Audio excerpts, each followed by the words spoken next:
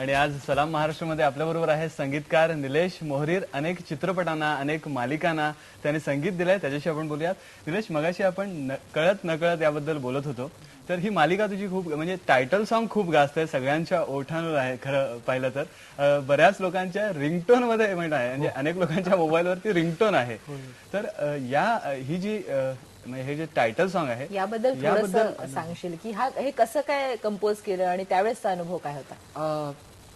जसं तुम्ही म्हणालात तसं it was a turning point for my career की कळत नकळतमुळे मला लोकांचं प्रेम तर त्या गाण्याला मिळालंच, प्लस त्या गाण्याला अवॉर्ड्सही मिळाली. त्यामुळे म्हणजे आमच्यासाठी तो माइलस्टोन होता, माझ्यासाठी आणि अश्विनी शेंडेसाठी गीतकार. कळत नकळतचा अनुभव खूपच छान होता. म्हणजे जेव्हा आमच्याकडे दिग्दर्शक ती सिरियल घेऊन आले आणि कसं टायटल सॉंगचं कसं असतं ना की टाइम लिमिट खूप कमी असतो आणि त्या कमी टाइम लिमिटमध्ये तुम्हाला खूप काही सांगायचं असतं किंवा खूप काही एक्सप्रेस करायचं असतं. तर ते जेव्हा आले माझ्याकडे त्यांनी मला सांगितलं आम्हाला एक आनंदी गाणं हवं. बरं, त्या आनंदी गाण्यामध्ये त्यांना रोमॅन्स हवा होता, त्यांना एनर्जी हवी होती, एकदम ब्राईट वाटलं पाहिजे, एकदम युथफुल वाटलं पाहिजे गाणं. प्लस त्यांना एक कुठेतरी असा एक हलकीशी असा दुःखाचा एखादा हलकासा चिमटा बसतो अशी एक कुठेतरी छटा हवी होती. प्लस त्याच्यात थोडीशी फिलॉसॉफी पण आली पाहिजे. अशा इतक्या सगळ्या गोष्टी. म्हटलं हे एवढं सगळं करायला वेळ किती आपल्याकडे? ते म्हणले हां काय 1.5-2 मिनिटं. म्हटलं 1.5-2 मिनिटात एवढ्या सगळ्या गोष्टी म्हणजे काय कसं जम्प करायचं आम्ही एका एक्सप्रेशन मधून दुसऱ्या एक्सप्रेशन मध्ये. तर it was quite a big challenge. पण आय होप ते ईश्वराच्या आशीर्वादाने झालं असं मी म्हणेन. निलेश, त्याची एक झलक होऊन जाऊ. जरूर.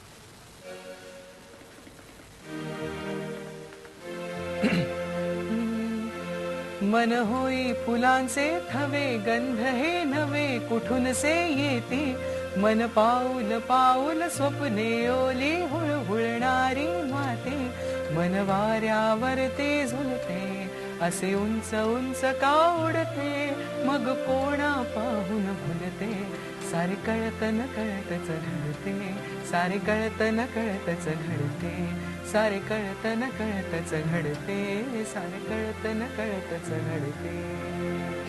क्या बात है, क्या बात है. मला तुझ्या चाली जेव्हा ऐकते ना, म्हणजे सगळ्यांचंच हे मत असेल त्यावेळेस हे प्रामुख्याने जाणवतं की अतिशय गोड अशा चाली आहे. आणि सगळ्यात महत्वाचं म्हणजे त्या गुणगुणाव्याशा वाटतात. हे बरीच गाणी आपण ऐकत असतो पण ती लक्षात राहतात असं नाही आणि गुणगुणाविषयी तेवढ्या पुरतं राहतात. पण तुझ्या चाली या लक्षात राहणार आहे आणि त्या गुणगुणाव्याशा वाटतात. त्याचं काय रहस्य सांगशील? रहस्य रहस्य म्हणजे मला असं जेन्युइनली वाटतं की आपण जे म्युझिक क्रिएट करतोय ते कोणतरी someone is going to receive it. तर ते ऐकणारा जो मनुष्य आहे किंवा तो जे रिसीव्ह करणारा व्यक्ती आहे, पहिली गोष्ट म्हणजे त्याच्यातून करमणूक झाली पाहिजे. एंटरटेनमेंट इज कुठल्याही, मला असं जेन्युइनली वाटतं की कुठल्याही आर्ट फॉर्मचा मुख्य उद्देश हा करमणूक किंवा एंटरटेनमेंट असतो. तर त्या कलाकृतीतून जर त्याला प्रसन्न वाटलं तर तो ती कलाकृती पुन्हा एकदा पाहतो, पुन्हा एकदा ऐकतो, पुन्हा एकदा अनुभवाविषयी वाटते आणि मग ती आपलीशी वाटायला लागते. त्याच्यातला जो इंटेलिजन्स फॅक्टर जो असतो की तुम्ही किती डोकं वापरून ते काम केलंय हा नंतर लक्षात येतो. पहिलं तुमचं म्युझिक ऐकल्यावर किंवा कुठलाही आर्ट फॉर्म बघितल्यावर, अनुभवल्यावर त्या व्यक्तीला त्याच्याशी एक कनेक्शन त्याचं जमून आलं पाहिजे त्याच्याबरोबर. असा माझा प्रामाणिक प्रयत्न असतो की माझं प्रत्येक गाणं ऐकणाऱ्याला आपलंसं पहिल्या ह्याच्यात वाटावं आणि नंतर मग त्यांनी त्याच्यातल्या फ्रेझिंगचा की अरे हे हा ह्यानी असं बांधलंय, इथे असा सूर लावलाय, असं केलं, म्हणजे त्यातला जो काही इंटेलिजंट ऍस्पेक्ट आहे किंवा त्याच्यात जी सांगीतिक बुद्धिमत्ता वगैरे ज्या आपण गोष्टी असतात म्युझिक मधल्या त्या सगळ्या त्याला नंतर लक्षात यावं. पण पहिलं ते त्याला आपलंसं वाटलं पाहिजे. अगदी खरं आहे. आणि महत्वाचा मुद्दा म्हटलं की आनंद, कुठलीही कलाकृती जी आहे त्याचा उद्देश आहे की आनंद देणं आणि त्याच्यामुळे आनंद होणं ही खूप महत्वाची गोष्ट आहे. आणि तू जे बोललास की त्यातलं जे काही सांगीतिक बुद्धिमत्ता आहे, कदाचित एखाद्याला संगीत कळत सुद्धा नसेल पण त्याला ती आवडणं, मला वाटतं इथं खूप मोठी दाद आहे. हे खरं यश आहे.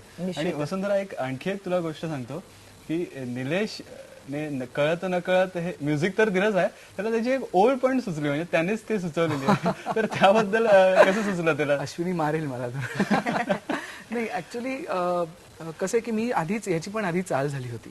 लाईक हे जे फ्रेझिंग आहे ते मी तिला लाला लाला लाला लाला करून ऐकवलं आणि फक्त शेवटची ओळ मला असं सुचली होती की ती माझी ही चाल कशी काय झाली कळत न कळत असं मी उत्तर म्हटलं कमाल आपण हे घेऊ शकतो. सारे कळत न कळतच घडते, सारे कळत न कळतच घडते, हे तिथल्या तिथे आलं.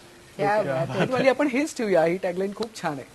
निश्चित. आणि तिने ती ठेवली आणि तिने सगळं गाणं लिहून काढलं. आणि ती सगळ्यांच्या ओठांवर अगदी आताही आहे. आणि जसं मुश्ताकने सांगितलं की अनेकांची रिंगटोन ती आहे.